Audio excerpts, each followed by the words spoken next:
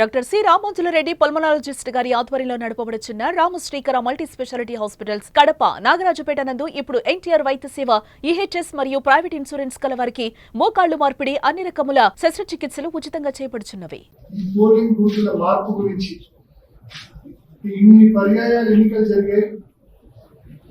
ఎప్పుడు కూడా polling booth అనేది ప్రజలకు ఇబ్బంది లేకుండా వాళ్ళ గ్రామంలోనే పోలింగ్ బూత్ లేదు. కానీ ఫర్ ద ఫస్ట్ టైం ఈసారి వాళ్ళ గ్రామంలో ఉన్న పోలింగ్ బూత్ అలాగే ఉంది, కానీ ఆ బూత్ లో వాళ్ళ ఓట్లు ఏమీ లేవు. వాళ్ళు పక్క గ్రామానికి 4-5 కిలోమీటర్లు ప్రయాణం చేసి పక్క గ్రామానికి వెళ్ళి ఓటేయాల్సిన పరిస్థితి. ఇదే విషయాన్ని గడిచిన 3 రోజులుగా మీడియా సమావేశంలో చెప్పాం.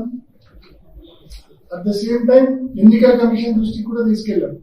ఈ పరిణామాన్ని జిల్లా ఎన్నికల అధికారికి, రాష్ట్ర ఎన్నికల అధికారికి ఇద్దరు దృష్టికి తీసుకెళ్లాం.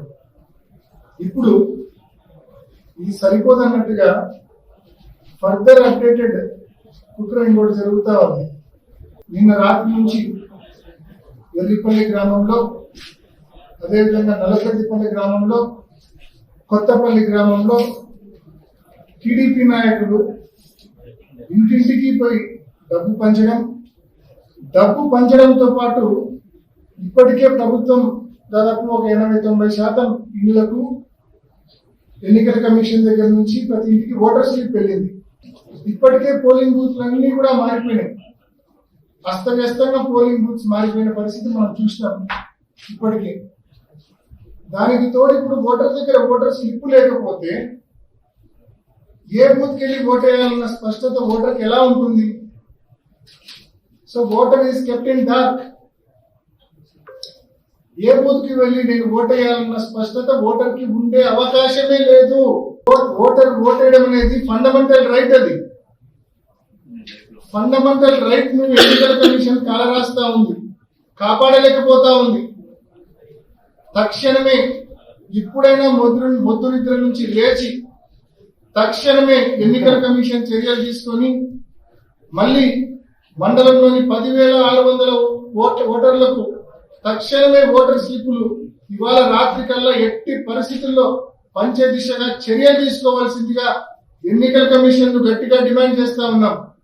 స్వయంగా మా మండల కన్వీనర్, పులివెందుల మండల కన్వీనర్ భాస్కర్ రెడ్డి ఉన్నారు, అచ్చుకట్టు భాస్కర్ రెడ్డి ఇంటికి వెళ్ళి వాళ్ళ కొడుకు అజయ్ అడిగి ఓటర్ స్లిప్ అడిగారంట. టీడీపీ వాళ్ళు చేస్తే వాళ్ళ ఇంటికి పాతి ఎక్కడికి వెళ్ళి ఓటేయాలో తెలియని పరిస్థితి ఉంటుంది.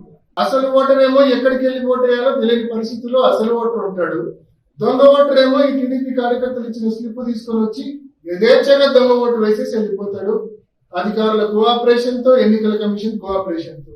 ఎన్నికల కమిషన్ ఇప్పుడైనా ఈ మొద్దు నిద్ర నుంచి లేవాలా, లేచి సత్వరమే మళ్ళా మధ్యాహ్నం నుంచి మొదలుపెట్టి ఇవాళ మిడ్-నైట్ లోపల ఎట్టి పరిస్థితుల్లో ప్రతి ఓటర్ కు మళ్ళీ ఓటర్ స్లిప్ చేర్చే విధంగా చర్యలు తీసుకోవాలని చెప్పి గట్టిగా ఎన్నికల కమిషన్ ను మనవి చేస్తా ఉన్నాం, డిమాండ్ చేస్తా ఉన్నాం.